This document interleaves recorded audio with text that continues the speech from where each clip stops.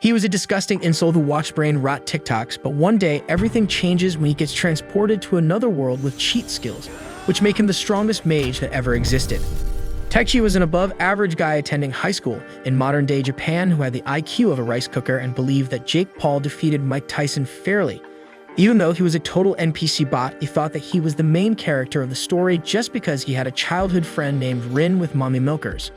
One day, when he was walking back from school with Rin, he suddenly realized that a weird magic circle had appeared beneath him. This absolute inbred dipshit decides to push Rin into the circle thinking it would lead her back to the kitchen. But Rin grabs onto this numbskull while they both get transported to an alternate world. Once there, Taichi opens his eyes and finds himself laying in green plains. He finds Rin laying in the distance and wakes up before wondering where they were. They check their phones and notice that they ain't getting any signals or internet. They wonder what kind of backwater place doesn't have a mobile network nowadays, and Taichi thinks that they might not even be on Earth. He says that the magical circle that they saw before arriving here wasn't some sort of CGI effect and all this is definitely real. Rin says that it's not possible, but then they hear the voice of a giant monster which looks like a massive black stallion with monstrous horns and eyes. The horse jumps over them, but Taichi grabs Rin and dodges sideways just in time to not get squashed. He tells Rin to run and get away from him as far as possible, because it's better for one to die here instead of both of them, and then rushes forward to taunt the massive beast to get its attention. He calls the big monster a cotton picker and asks if its massive schlong was just for show before making it chase after him. It looks like this is the end for him, but just then an airblade attack comes from the side and hits the monster in the neck. A brown baldy suddenly comes out from nowhere and compliments Taichi on his taunting skills before charging ahead to strike the horse with his sword. The monster fights back by spewing flames from its mouth, but then a black magic-infused arrow flies out of a bush and hits the beast in its leg. After that, an ugly loser walks out of the bush and says that these obsidian horses are really tough, and that using a mithril arrow was the right call. Finally, Small Mage finishes the hunt by burning the monster with a flame attack. The group introduces themselves as Barada, Ricolta, and Magilla, and says that they are part of the Adventurers Guild and were hired to hunt these obsidian horses to cull the number of monsters in this area.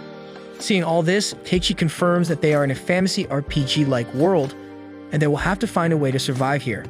Later that night, they all sit down around a campfire and the adventurers ask them where they were from and what they were doing there. They notice that Taichi and Rin aren't comfortable sharing this information and try to ease them up by saying that they won't abandon them in these dangerous plains and would escort them to the nearest town called Asbyre because helping others is part of their job. They also advise them that traveling without weapons is dangerous, especially in this area, as the number of monsters is on the rise and they have received multiple reports about wagons getting attacked and people disappearing in recent times. With that, they all call it a night, and Barada tells Taichi to make up with Rin, who seems to be mad at him for telling her to run away without him earlier. They talk about it overnight and ultimately patch up with a fist bump and some off-screen sweaty action. The next morning, they arrive at Asbyre and the adventurers tell them that it is part of the Elistane Magic Kingdom, and they use this town as their base of operation. They also give our protagonists some gold and tell them about the Adventurers Guild, because Taichi decided to become an adventurer, as well because that's what an alpha male would do. At the guild, they fill their admission forms and read the contract and realize that they can somehow read the language of this world. They note that they have been able to talk to the people of this world as well and understand them properly, so there must be some magic at play. After this, the receptionist says that they will go through a small magical aptitude test and brings out a crystal ball and tells them to place their hand on it, because having magic is a must for anyone looking to become an adventurer. Hearing this, they both feel disappointed because they think they don't have any magic, and Rin says that she will go first and places her hand on the ball. To the receptionist's surprise, the crystal ball shows 4 different colors, and she asks Rin just who she was. She then asks Taichi to do the same, and the crystal ball suddenly cracks when he puts his hand over it, and this makes the receptionist cream her pants, and she runs off to tell the guild master about it. After a few moments, she comes back with the guild master, Gerard, and a famous C-rank adventurer named Mura the Golden Fencer. They introduce themselves to the pair and tell them that they can't register them here, and that Mara will escort them somewhere where they will get the necessary advice, and without it, they can't become adventurers. Taichi asks him if this is some kind of scam where they kidnap them and sell their kidneys, but Mura says that does want his organ but not his kidney. She then takes them to an old shack in the forest near the town, and where they meet this hot mommy with big plots called Lemia. She welcomes them in and learns from Mura that the magic measuring device in the guild broke, so they want her to conduct their test. Lemia gives Taichi and Rin some wooden devices and says that she made them and that they would tell their magical capacity and magical strength values. Magical capacity refers to the amount of magical energy one possesses, and magical strength refers to the quality of said magical energy. After stroking her wood with their hands, Teichi and Rin ask what it showed, and Lemia says that their numbers are absolutely out of this world, and from now on they will be her apprentices. At the same time, we see a couple of hooded figures talking to each other in the dark. The beta male Gunnar reports to his alpha male leader and tells him that they managed to successfully sabotage this summoning ritual, but because the caster was too powerful, the spell still got activated. They are sure that some people were summoned from another world, but they don't know where they are now. He further adds that they have cast a wide net and will soon find them, and this makes the leader really happy, and he says that he has high hopes for them. Back at the shack, Lemia reveals that Teichi has a magical capacity of 120,000 and a magical strength of 40,000, while Rin has a magical capacity of 37,000 and a magical strength of 5,000 because she's a woman.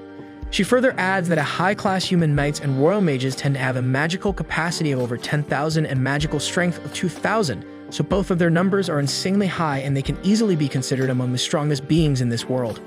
Lemia also says that she's the strongest mage in this kingdom, and even she has a magical capacity of 43,000 and magical strength of 6,000, and Myra's capacity and strength are 3,500 and 3,800 respectively. She then tells them that they possess incredible power, but without training they can end up harming themselves and everyone around them, and that's why she wants them to become her apprentice. Besides that, if they master their powers, they will be well above S-ranked adventurers and top royal mages. She then looks at Teichi and says that if he trains properly, he might even be able to wage wars against nations on his own and become a king. And if he does that, he can have all the wealth and women in this world while showing him her massive plots. Rin notices Teichi's rocket rising in his pocket and tries to make him go blind, while Lemia tells Mura that it will be worthwhile training these Gunners. The next day, Lemia starts the morning by feeding them a massive breakfast and explains the basics of magic. She says that there are two ways of utilizing magic, and those are by casting magical spells and using sorcery. To use magical spells, one must chant special incantations to lend their magical power to the spirits who use it to materialize different spells. On the other hand, a sorcerer makes a master and servant contract with a spirit and makes them do their bidding, which makes it that much stronger than normal magic. She further reveals that there are 4 basic elements, including fire, water, earth, and wind. Mages are normally able to use only a single type of element, but in some cases, there are special mages like Mura who can use 2 elements like fire and earth, or herself who can use 3 elements, except earth. She then adds that Rin is an even rarer case who can use all 4 elements. On the other hand, they don't know what elements Teichi can use, but Lemia says that until he finds a spirit to form a contract with, she will focus on training his fundamentals. Ash also tells him that in the past, sorcerers have used light, dark, and time-space magic, and if he masters his powers, he will become the strongest mage in the world. After that, they all go to the forest, and Lemia shows Teichi how to focus his magic in his hands to perform physical enhancement. Teichi practices hard to master the technique, and while doing so, he hears a girl's voice telling him good luck. He wonders where it came from, but he seems to be the only one who heard it. Meanwhile, Myra mentors Rin and teaches her the basics of casting spells. She tells her that to cast spells, one needs to have a clear imagination. Rin immediately learns to cast a fire spell and then even modifies it to blue flames by imagining burning gas instead of wood. This surprises Mura a lot because that's the first time she has seen such a flame, and she calls Rin a prodigy. Later that afternoon, Rin comes to check up on Teichi, who feels quite defeated after doing a lot of hand practice. Seeing him like this, she decides to cheer him up, so Teichi decides to give it another shot and tries to focus his magic in his right hand. While doing so, he hears the same childish voice, giving him some tips on how to do it, and this helps him succeed as his hand starts glowing like a light bulb. He asks Rin if she heard the voice and wonders if it's a ghost or something, which makes Rin spooked. After that, they both walk in to have dinner, and Lemia praises them on their progress. She tells Mura to keep looking after Rin and tells Teichi to work on his left hand next and keep practicing until he can perform a full body enhancement. She says that until they find his attribute, this will be his main way of fighting, which suits him quite well being the Giga Chad he is. Later that night, Mira walks up to Lemia and asks her about the 2 newcomers.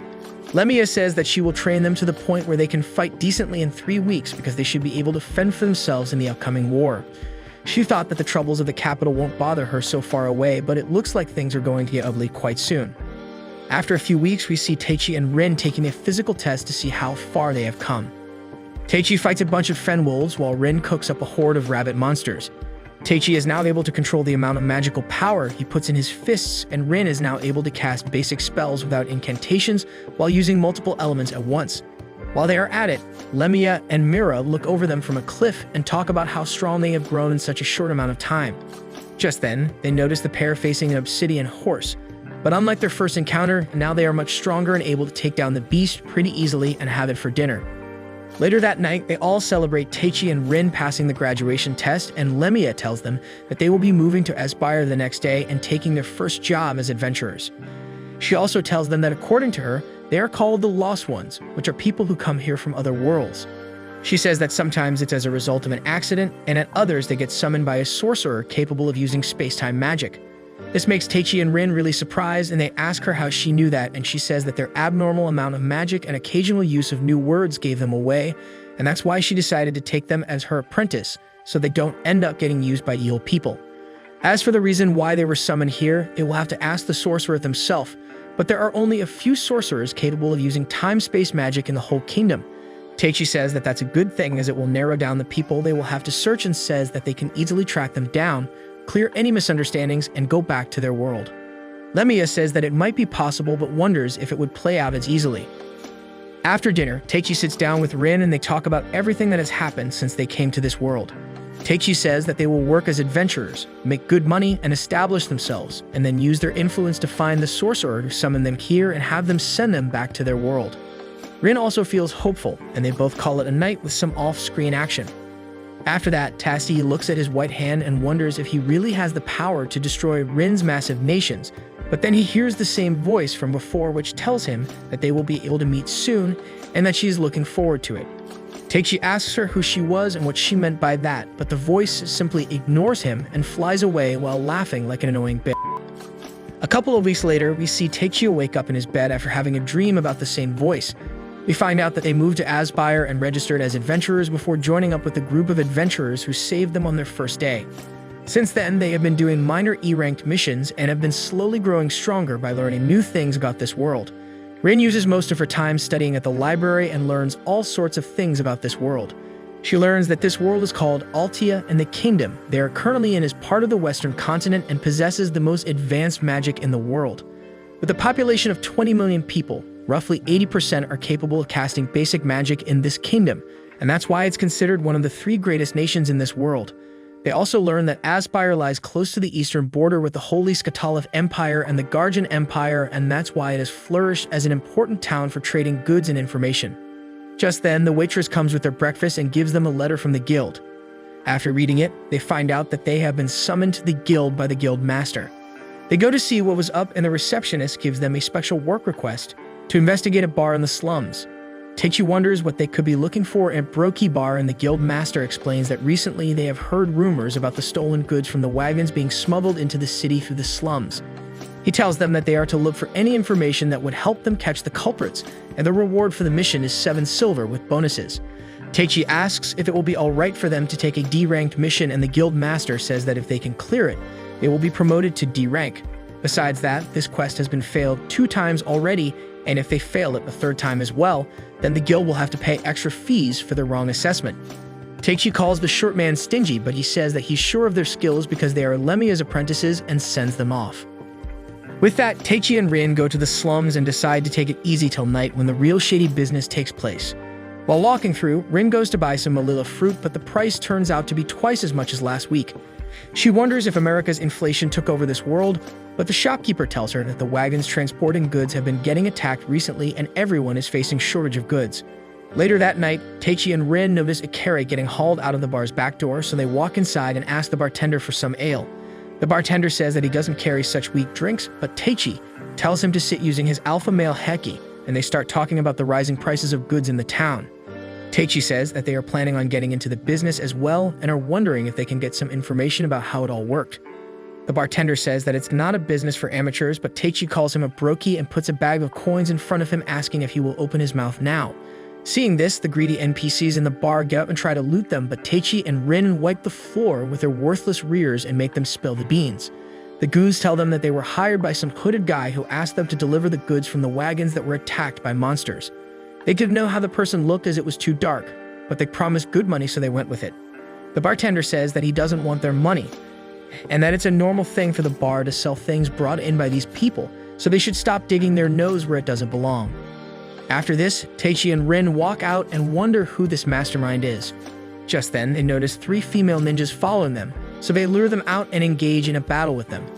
Teichi tries to hold back from sending them all back to the kitchen and ends up knocking one of them down with a heavy punch.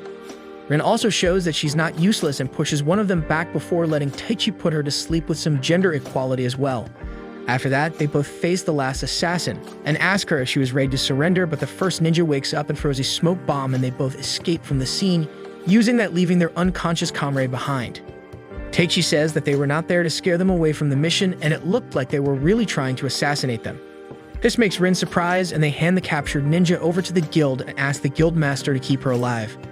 The next morning, Teichi and Rin meet Miura at the tavern, who's waiting there to congratulate them on getting promoted to D-ranked adventurers. She then tells them that she has a special mission and would like them to form a party with her. She explains that the Malilla fruits in the northern forest are ready to be harvested, so the farmers have put in a request to catch the robbers and protect their yield.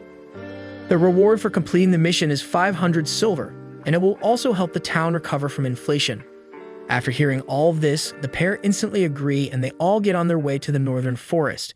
They arrive at the farm in the afternoon and meet up with the 2 NPC farmers and one shady-looking one named Kasim. While shaking his hand, Teichi feels some gay emotions and holds onto his hand for a while before coming back to his senses. After that, they all walk to the fields to see the Malilla trees and Rin casts a magic sensing spell on her staff to catch any trace of lingering magic in the area. She eventually comes across a signal which shows her that a massive monster is on its way to the fields and they all take their positions to fight it. After some time, we see a massive ogre with some orcs coming out of the forest and facing the group with their weapons. Being the alpha male in the group, he tells Miura to take care of the 3 small fries and tells Rin to provide support while he takes care of the massive monster himself. He thinks that using level 35 enhancement would be good enough for the job and ends up one-shotting the ogre with a heavy punch to its face. Later that night, Miura sits down with Teichi and Rin and tells them that orcs and ogres ain't normal in this region, so this must be a part of someone's scheme. They decide to lay down a trap for them and show them that they are not to be messed with and call it a day. In the meantime, we see a hooded girl surrounded by a bunch of dead bodies. She uses a spell to suck the life force out of them and says that she is excited to meet the magicians while referring to Teichi and Rin, and then she vanishes away using her invisible cloak. The next morning, we see Gerard opening the assassin's cell and asking her if she has decided to speak up. On the other hand, we see Teichi and the group walking through the farm with Rin using her magic detection spell to locate the robbers. They eventually come across a bunch of footsteps and follow them to find a fire pit that has been recently put out. Rin says that she is detecting the presence of 3 people in the fields up ahead, and they rush forward to catch the 3 robbers red-handed. Teichi, Rin, and Miura step forward and make them surrender, and the 2 NPCs take them to the town guards and turn them over. In the meantime, Kasim thanks Teichi and the others for their help, and Teichi once again holds onto his hand for long. He says that they are really soft unlike the other farmers and asks him what his secret was. Kasim says that he's an overseer, so he doesn't use his hands a lot, but Miura adds that the orcs and ogres weren't common in this region, but somehow Kasim knew about them even though he's just a farmer. After hearing all this, Kasim starts laughing and reveals that he's the one who hired those men to steal the fruits and also the one who hired the magician to lure monsters into the fields. Teichi asks him why he did that, and he says that he did all this to lure the 3 of them here because he needs Teichi's strength to achieve his goal and wanted to test it himself. Just then, the invisible road lady, Grammy, steps out of her invisibility and surprises Miura from behind. She tells Kasim that he's really quick to run his mouth and says that she's the magician and was acting as Kasim's bodyguard. With that, their battle begins and Miura rushes forward to clash swords with Grammy and asks her why she didn't attack her when she was invisible. She says that assassinating is for cowards and it isn't her style because she loves clashing blades and overpowering her opponents with her own strength. They both strike each other multiple times and get in a power struggle, but then Rin decides to be useful and she shoots a fireball towards Grammy. This makes Grammy jump back and she counters the spell with a wind attack. Rin follows it up by summoning a dust tornado and stuns Grammy for a while to buy some time for Miura to finish her physical enhancement. Grammy strikes through the spell with her sword, but Rin keeps the offense up and attacks her with a water and earth element combined spell. On the other hand, Teichi prepares to fight Kasim and asks him if he is planning on taking him on without any weapons. Kasim says that he would instead have him fight his frost elemental and summons an icy monster besides him. Seeing the beast, Teichi thinks that he can one-shot it with a higher level of physical enhancement, but instead of connecting with it, he simply phases through the elemental. Kasim explains that the beast doesn't have a physical form and can only be defeated with fire magic. But unfortunately for him, he doesn't seem to know how to cast any spells. Teichi tries to attack the monster with his blade, but it doesn't do anything at all. The ice elemental strikes back with some ice magic and Teichi jumps around to dodge the spells. Kasim then takes out the life energy ball that Grammy created last night and feeds it to the monster, which turns it red and gives it a massive power boost. With that, the red elemental charges forward at an insane speed that knocks Teichi back with such force that it makes him bleed from his mouth. Kasim tells him to come with him nicely like a good boy, or else he will capture the girls and tell them the reality behind the birds and the bees story. In the meantime, we see Miura and Rin struggling against Grammy, who sends Miura back with a heavy punch and strikes Rin down as well. Feeling overwhelmed, the two mages decide to ramp up their power output and say that they are already familiar with facing a powerful mage while remembering Lemia. Grammy asks if they were taking her lightly so far, but Miura says that they are just going back to following their main plan, and with that, she enhances herself to level 40 and rushes forward to attack Grammy. They exchange some strikes, but then Rin charges in with a spell blade and surprises Grammy. Grammy jumps back to dodge the attack, but Miura kicks her back forward, and Rin follows up by converting her staff into a sword and forcing Grammy to block it with her sword.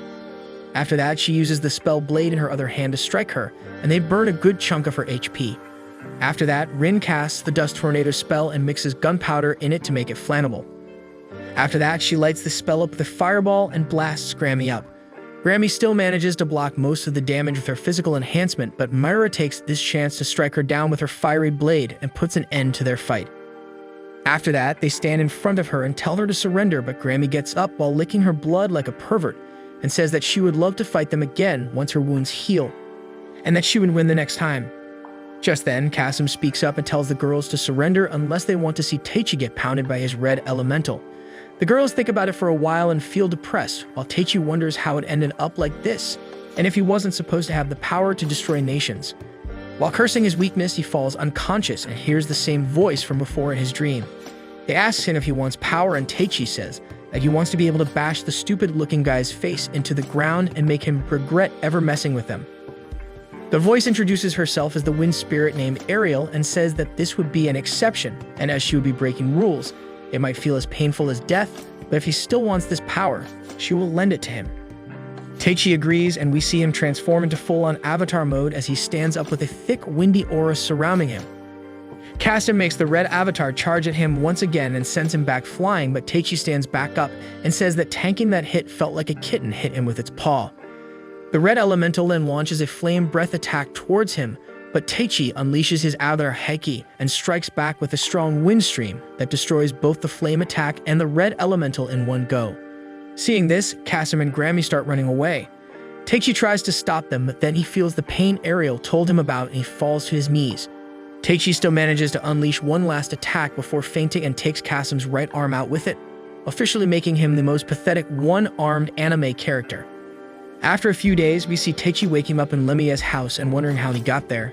Just then, Lemia walks in and he asks her the question, but then his stomach starts growling and they both head down to have a meal. Teichi ends up eating like Goku, and Lemia tells him that he had exhausted all of his magic in the last battle and was out for a whole week. She explains that normally people replenish their magic overnight, but if they use up all of it, it can put them in a coma-like state for a longer period of time to recover. She tells him that Miura and Rin brought him here when he didn't wake up after a day, and then asks him for the details of what happened in the northern forest. Teichi tells her everything, and she says that Kasim must have used a Crimson Pact on the Frost Elemental. It's a forbidden ritual which uses the life force of beasts and humans, and eating one can bring out an enormous amount of magic far beyond the user's capacity. Teichi says that in that moment he really felt like he was a goner, but then he heard a voice which introduced itself as Ariel and gave him the power to fight back. Hearing this, Lemia becomes really surprised, and she gives us this fine shot of her treasure. She says that now she knows what kind of sorcery Teichi is capable of doing and explains that he's a summoner. Summoners are much like shamans who form a pact with spirits and are granted the rights to perform stronger magics based on their bond.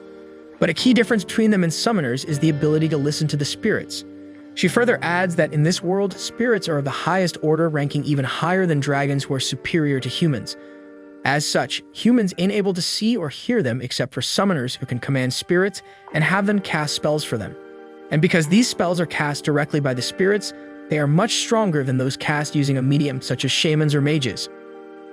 After learning how his insane raise haki attracted his spirit and made him a summoner, he walks out to get some coffee before meeting up with the girls.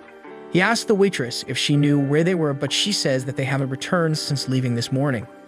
Teichi decides to find them himself and walks out, but then he runs into a couple of Discord mods ganging up on a pretty girl. He steps forward and tells them to leave her alone, and the girl uses this chance to free herself and grab Teichi's arm. She acts as if he's her lover and convinces him to play along using her massive plots.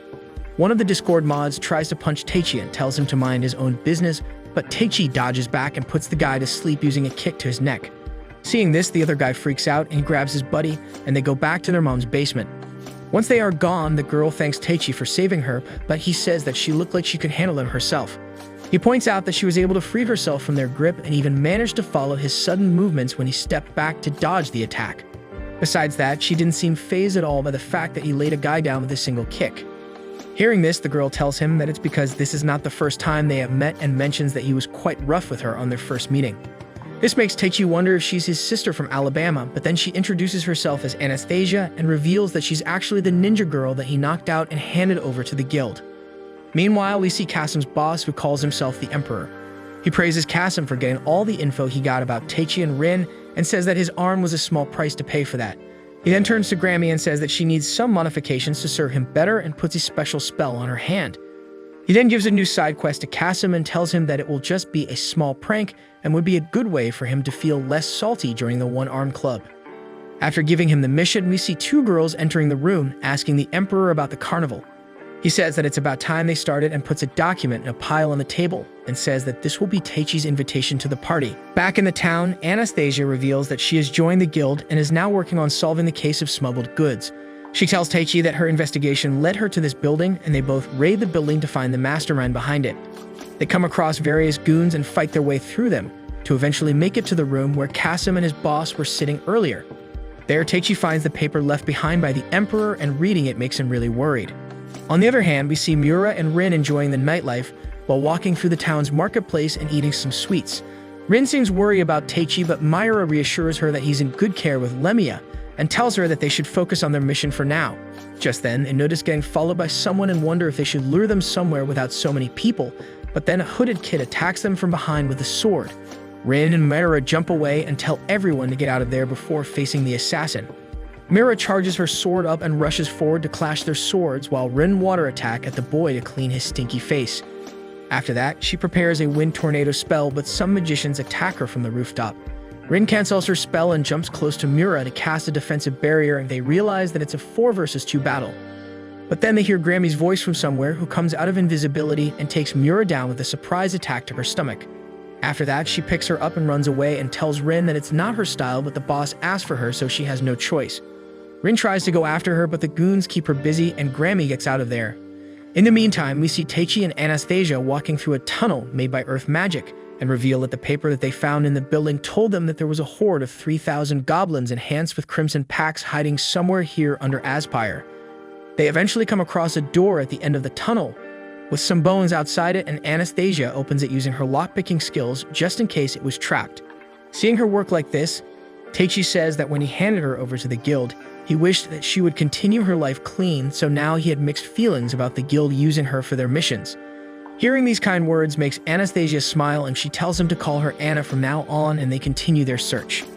Back in the town, Rin blasts away the dumb NPCs trying to stall her and turns around to find Grammy standing behind her. She congratulates her on taking care of them fast and tells her where Mira was. She also tells her that her boss was trying to feed her a crimson-packed orb and says that she doesn't care if someone gets Ishkade, but they were her prey and she doesn't appreciate getting it taken by someone else. Hearing all this, Rin rushes to the building where Mira is kept and beats everyone inside to make it to the chamber where she was being held. She knocks the main spellcaster down using a wind spell and freezes everyone else with an ice binding before destroying the magic circle using earth magic and feeling Mira from her chains. Just then, the Emperor walks in alongside Kasim and congratulates Rin on rescuing her friend without slaying anyone in the process. He introduces himself as the mastermind behind all of this, and Rin prepares to fight him, but he says that he's not there to dirty his hands and tells her that a horde of 3,000 monsters is going to attack the town, so there's no point in them fighting because everything will be destroyed once they attack. Hearing this, Rin says Teichi's name and the Emperor tells her that he won't be coming to save them because they have prepared a different stage for him. So now it's up to them to protect this town, and that you would be looking forward to see how the two of them do it, and walks away. On their way out, Kasim asks the Emperor if attacking the town from inside and outside at the same time was necessary, and he says that it was, and asks him how many Crimson Pact monsters did he prepare in total. Kasim says that they got 500 of them underground and around 200 above ground, and the Emperor says that those should be good enough to test Teichi and Rin's strength in full. Meanwhile, we see Teichi saving Anna from an earth golem by blocking its punch with a single hand. He lets her fall back and then jumps forward with a physically enhanced punch to put the golem down once and for all. After that, a door opens up in front of them and they see a couple of young girls standing over a goblin farm that seem to be enchanted with the red Crimson Pact. The girls introduce themselves as Milo and Mello and say that they are the ones who created the earth golem and are going to release all these goblins in the town so they can play with the townsfolk and have men and children for dinner. Teichi looks at their dumb faces and asks if that doesn't sound like a bad idea to them because they are children as well, but the girls say that they will be controlling the goblins using this orb and unleashes them. Back in the town, Mura and Rin go to the guild and tell Gerard about the Emperor and his plan to attack the town using 3,000 monsters. Gerard calls all the adventurers in Asbyre and also asks for help from the town watch, and they prepare to begin the defensive war. With only 180 adventurers at their disposal, things look pretty bad for them, but then Lemia joins the fray and encourages them to battle. In the meantime, Teichi and Anna fight against the red goblins and try to keep them from going above ground. Teichi uses physical enhancement to crush them all, but he fears destroying the cave and switches back to normal combat. While fighting so many goblins, he soon hears the girls' voices and notices that the crystal ball that they had was useless, and the goblins are now attacking them as well. He makes his way through the monsters and saves them and makes them apologize for their actions. He then tells Rin to look after them and goes on a full-on monster hunt to clean all 500 of them underground. Back at the guild, Lemia and the others assess their situation, and Lemia says that she will use one of her tactical class large area spells to thin out the number of monsters because there's no other way for them to fight so many of them at once. But using such a spell early on will leave her mana reserves low and she won't be able to do any big attacks anymore. Hearing all this, Rin tells her to leave the area of effect spell to her and explains that she might be able to cast a spell, which is similar to an erupting volcano. She tries to explain the science behind using steam energy to create a bomb, but it flies over their heads just like math lessons flies over mine, but Lemia says that she trusts her and lets her take care of it. The next morning, as the monsters get close to their walls, Rin starts casting her spell and begins with creating a massive hole in the ground using earth magic. She makes most of the monsters fall in and fills the basin with water before creating a giant ball of molten metal on top of them and tossing it inside. The metal cools down quickly and creates a seal on top of the hole before erupting with great force from all the steam that forms underneath. The huge explosion makes everyone surprised, and Lemia leads the counterattack, with Gerard marching the adventurers into enemy forces. Meanwhile, Kasim and the Emperor look over them from a cliff, and the Emperor says that watching Lemia in action was well worth this on its own, but seeing Rin reveal such a destructive spell was a treat on top. He then says that it's about time they face the real danger, and we see an adventurer report to Gerard that 200 monsters enhanced with Crimson Pact have joined the battle. This makes him really worried, but then they see Teichi arrive at the camp with Anna and the two girls. He fills Gerard in about what happened underground and asks him about Mura and Rin before heading out to help them. On the other hand, we see Mura and Rin getting tired from all the fighting and complimenting Lemia on still being so full of energy. Just then, they notice the massive horde of Crimson Pact monsters, and Lemia tells them to buy her 30 seconds so she can cast a strong spell and take care of them. Mura and Rin rush forward and destroy a bunch of small fries until Lemiev casts the AoE spell and reduces the enemies in front of them to only 3 red ogres, who seem to be leading this army of monsters.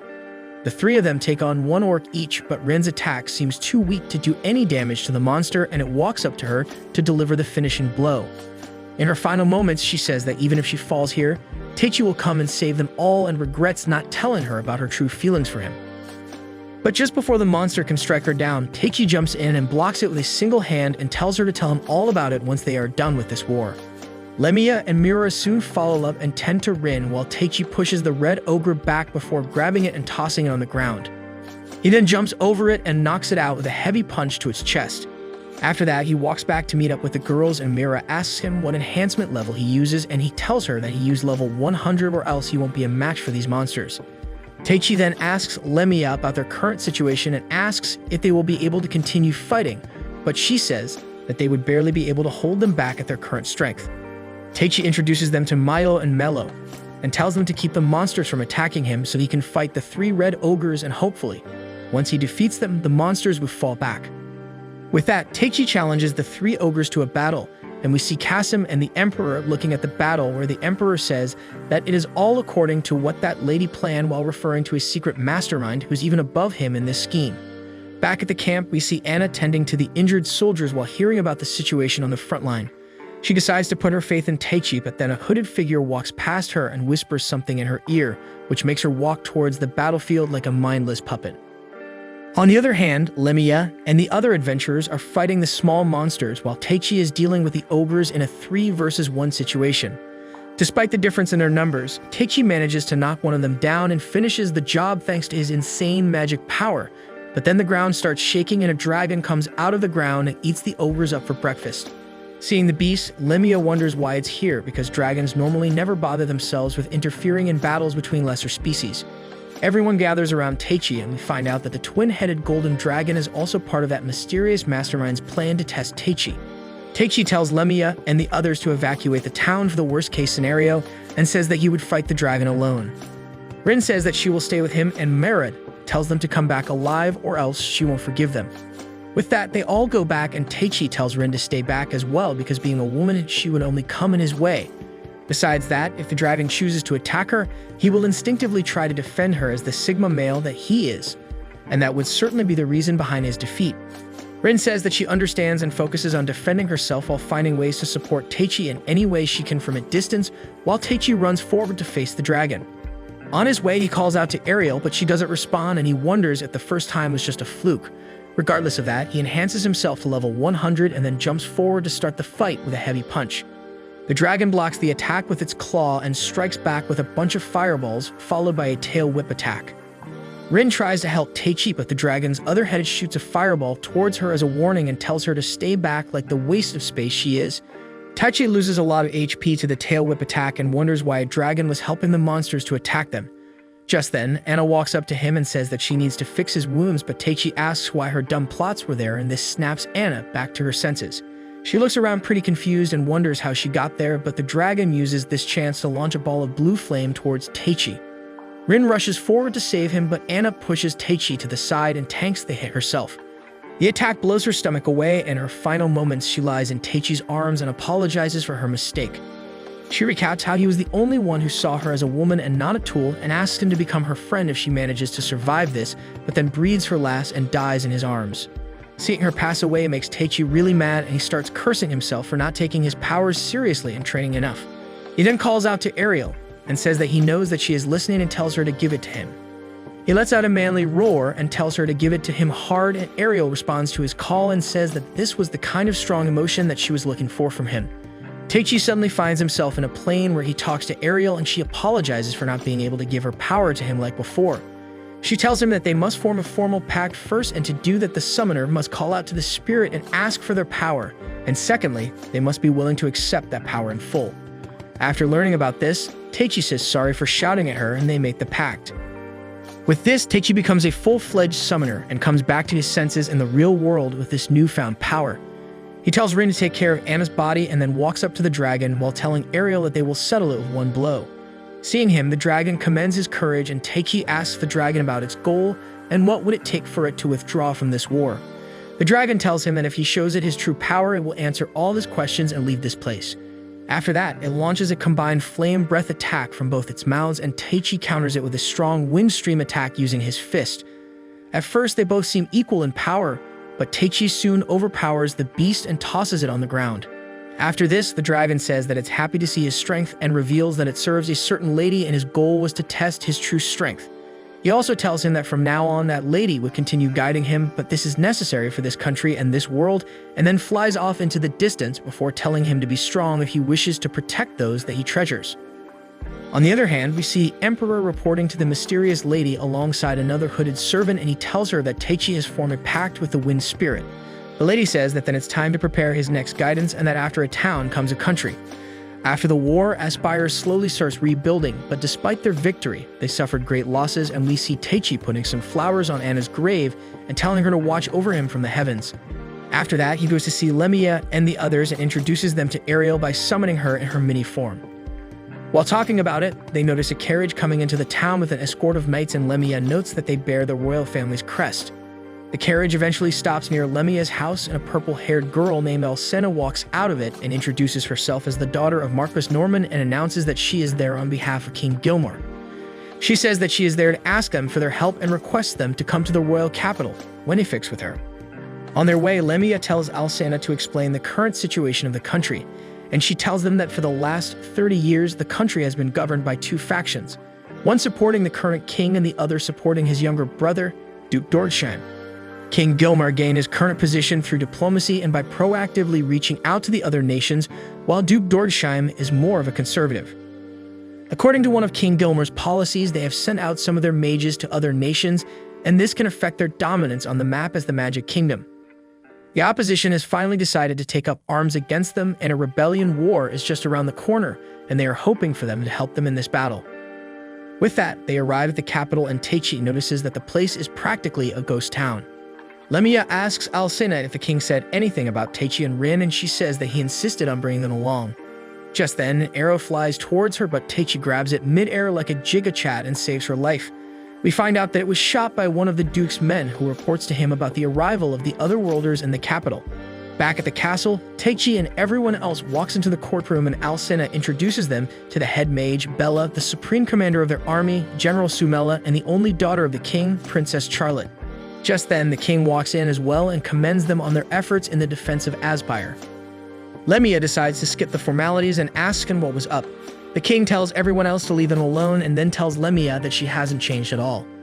It looks like they are old friends, and Lemia tells him that she will lend him a hand, but only if he agrees to her conditions. She then says that they will return to Aspire for now, and she also wants him to honestly tell them if he's the one behind summoning Teichi and Rin to this world.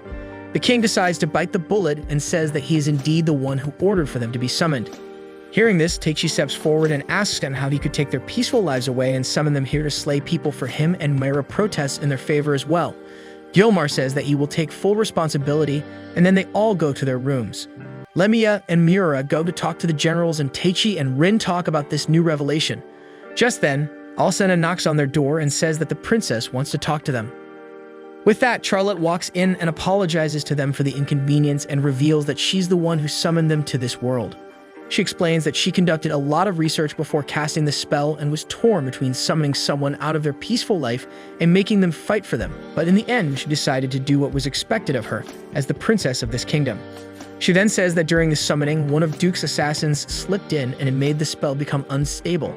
She only wished to summon Teichi, who possessed an insane amount of magic, but due to the assassin's attack, Rin got taken in as well, and instead of getting summoned in the palace, they got teleported to a random field near Aspire. She says that it took her quite a long time to find where they were and apologizes for not only ruining their lives but also being an incompetent waste of space. After hearing all this and seeing her cry, Teichi and Rin tell her to lift her head up and say that they forgive her for everything she did and that they understand the desire to save those that are precious to her. Charlotte says that once the nation is at peace, she will do everything to make sure that she can return them to their worlds, even if it costs her soul, and Teichi says that they will help her in this war so they can all come out of this happy. Just then, Lemia walks in and tells Teichi to come outside. She has him fight Sumela, who wants to see if they were really as strong as the king expects, and Teichi proves his dominance by parrying all her attacks and breaking her sword with an enhanced blade. After that, they both start fighting hand-to-hand, and Teichi manages to knock Sumela down and gets on top of her. This makes her really excited, and she asks him if he would be willing to knock her up as well, and asks him for that special white thing inside his body, making Teichi cry out in disbelief. Later that night, Teichi looks up at the sky with Ariel and talks to her about being afraid of using too much strength against human enemies, but if it means protecting Rin, he would be willing to do it. After that, he goes back inside to check up on Rin and accidentally walks in on her dressing up. On the other hand, we see Charlotte praying in the Holy Temple as the Emperor walks up to her, and we find out that he's called Cardinal Laudra, and Charlotte doesn't know that he is the one behind the attack on Aspire. The next morning, we see Teichi walking around the castle looking for Rin. He eventually finds her watering some flowers and tells her to get her plots up into the courtroom because Lemia wants them to join the meeting with the generals. On the other hand, we see the Duke having a meeting with his generals. Two of the Marquises seem to be having a discussion over making their next move with Marquis Nilgen, suggesting that they assemble their forces and surround the royal capital immediately, while Marquis saying that they should first assess the abilities of these two otherworlders before launching a proper attack. He adds that according to their intel, one of them can even summon spirits and says that they should play their cards right. In the end, the Duke sides with Nilgen and gives him permission to assemble their forces and lead them to the capital. On the other hand, Sumela and Bella report to the king about the Duke's army marching towards Wenifix and tell them that they have 3,000 soldiers ready to deploy with another 6,000 on standby.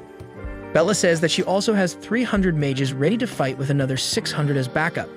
The king tells them to defend the capital with all their might, and they move to the tactical meeting room where they form a plan to meet with the Duke's forces in the south the next morning, with Teichi and Rin helping them as well. Teichi feels worried about using his powers against humans, but Lemia tells him to grow some balls, and Sumela encourages him with a promise to marry him after the war, making Teichi that much more worried. Later that night, Teichi goes to see Rin, who seems too tense about participating in this war. He tells her that she doesn't have to take part in it because she got there as a mistake, but she tells Teichi that she jumped into the circle of her own free will and that she will fight alongside him. She also tells him to spend the night in her room, and they both sit down together, with Rin resting her head over his shoulder. It looks like Teichi will finally become a man tonight, but as he tries to grab her hand, he notices something and tells her that it's time to call it a night. Meanwhile, we see Miura and Lemia talking about Rin over some tea, and Myra decides to go check up on her, but Lemia notices something while looking outside the window and says that she might have become paranoid as well. After some time, we see a hooded assassin standing outside the window on a tree, and it turns out Marquis sent him to assassinate Teichi and Rin during the night to make a name for himself. Unfortunately for the assassin, Teichi already noticed him earlier and puts some pillows in their bed covered with a blanket. The assassin stabs the pillows, and Teichi and the others catch him red-handed in the room. Teichi starts talking about how he noticed him earlier, but the assassin doesn't care about him jerking himself off and uses this chance to attack Rin. Seeing this, Teichi immediately turns his physical enhancement on, and he starts pounding him really hard, saying that he won't ever let anyone hurt the people he has sworn to protect. After beating him up for some time, Lemia stops Teichi, saying that's enough, but the assassin slips out from under him and decides to isekai himself by passionately hunting the ground. The next morning, Gilmore's army faces Marquis Nilgen's force consisting of 1,000 soldiers. Teichi begins the war by sending a warning their way using a wind spell and blasting the ground just in front of the enemy forces. They hope that it will make them stop for some time, but to their surprise, Nilgen and his men raise their hands and cast a bunch of fireballs and water bullets using magical rings and strike their army. This confuses them at first, but Teichi uses his cheat abilities to zoom in and tells Lemia about the special rings. She says that those are magical stones and wonders where they got the capital to prepare 1,000 of them for all their men. She then adds that these rings can use up the caster's life force if they run out of magic and continue casting, and it can be lethal if someone without proper understanding of magical items uses it. As expected, Nilgen's army continues using the magic rings and quickly drain themselves out. Seeing them struggle like this makes Gilmore's army happy, and they say that they might not even have to fight back, they just need to defend for long enough and the enemies would put themselves down on their own. This makes Teichi and Rin uncomfortable, and they look at Lemia for a response, and Sumela says that even if they are on the other side, they are part of their kingdom and Gilmore won't want unnecessary casualties either. Lemia says that she might have a plan and asks Rin for help. Teichi puts up a barrier in front of them using Ariel's wind magic, and Myra protects Rin from any stray shots until she prepares a special spell in combination with the other royal mages, and they suddenly make it rain. Rin then uses lightning magic and shocks the enemy forces and makes them fall unconscious. Nilgen feels pretty drained as well, and he gets on his knees, but then he notices the Duke's assistant, Animicus, walking up to him and telling him what just happened. Nilgen asks him why they were losing, and he tells him about the draining effect of the ring, and then stabs him before telling him that he has served his purpose, and with that, the war comes to an end. Later that night, we see Kasim and Grammy drinking at a bar, and Kasim takes out a small gadget and says that the next time he sees Teichi, he will make him lick the dirt off the floor. The next morning, Rin wakes Teichi up using her special oral skills, but Teichi ends up running to the bathroom due to eating too much Indian food last night. After that, they meet up with Lemia and Miura, who tell them that the king has summoned them all in the courtroom. They all go to see what was up, and the king says that the princess wants to reward them for their achievements in the war and lets them pick up special weapons from the royal collection. Lemia gets a magic ring, Teichi picks up a Japanese-looking katana, Rin chooses a fancy staff, and Miura takes a high-grade dagger for herself. After that, they all go to the training grounds where Sumela asks Taichi to show her his big black sword. Lemia also tests out her magic ring as Sumela gets on top of Taichi and tells him to unload all of his hot passion with his sword onto her.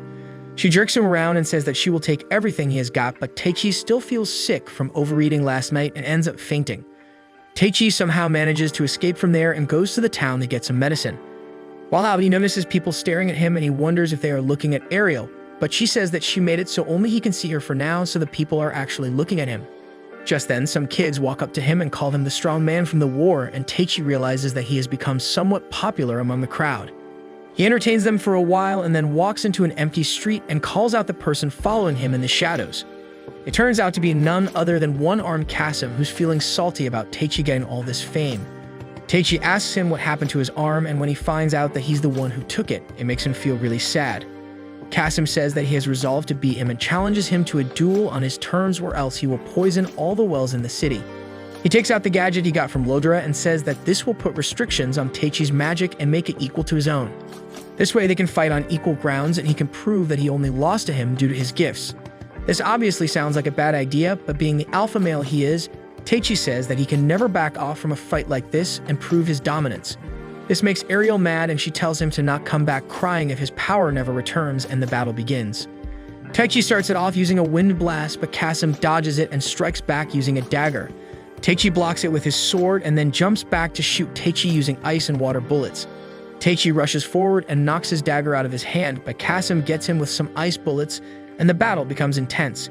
Grammy watches them from the corner as they beat the living daylights out of each other.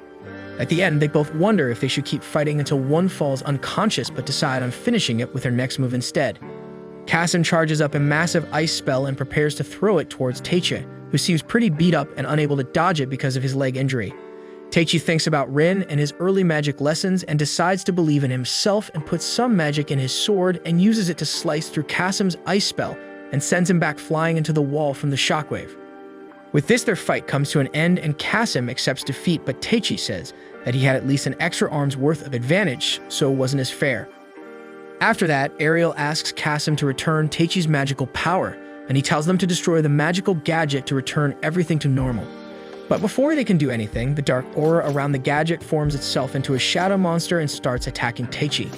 Taichi tries to fight back using wind magic, but it doesn't do any damage to the shadow monster, who strikes him back with a bunch of dark bullets. Things look bad for him, but Grammy suddenly comes out of her invisibility cloak and attacks the monster.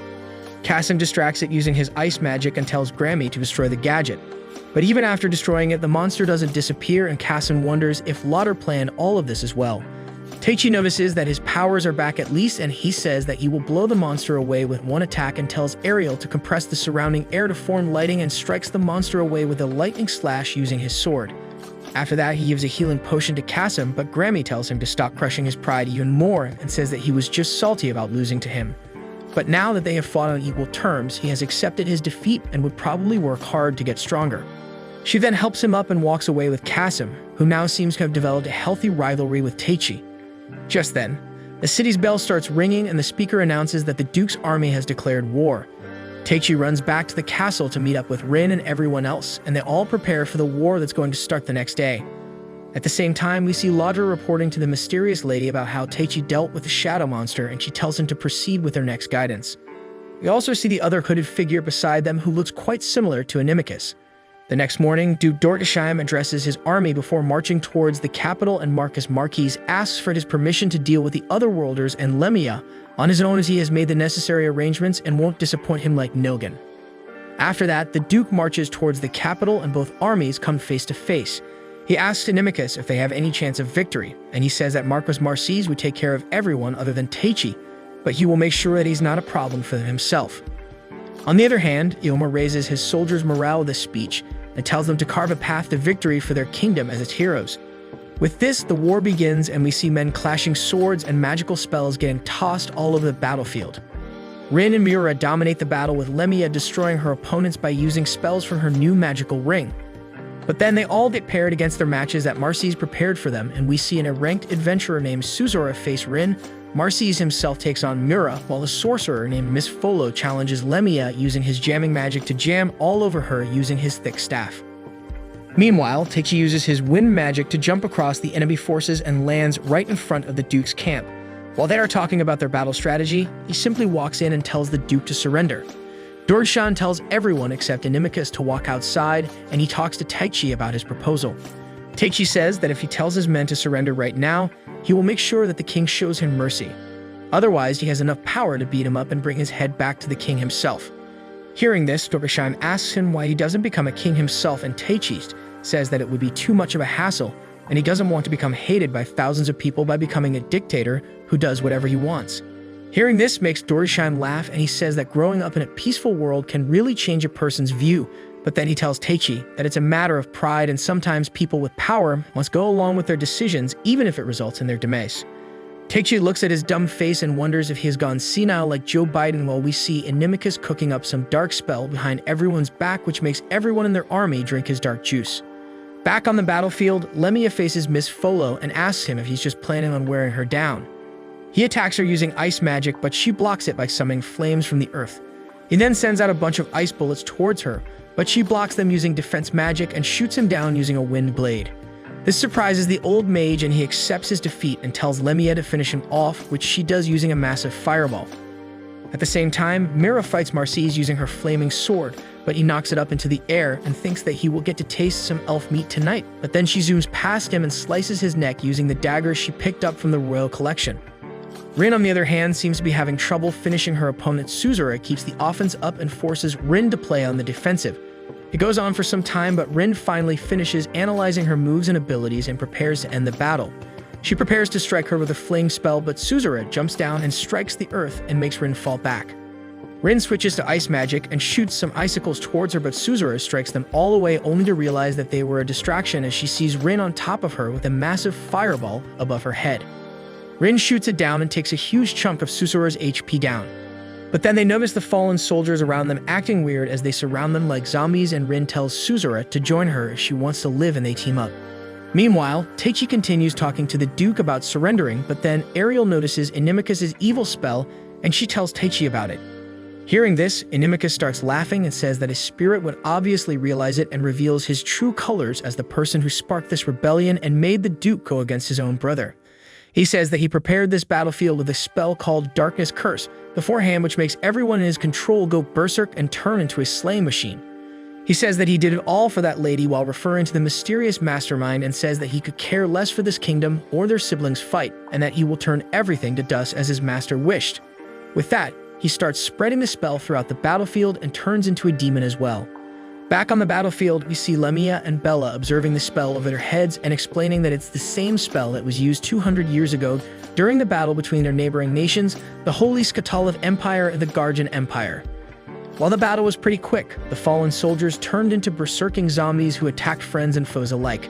They quickly made their way to the non-combatants as well, and at the end of it all, over 700,000 people lost their lives.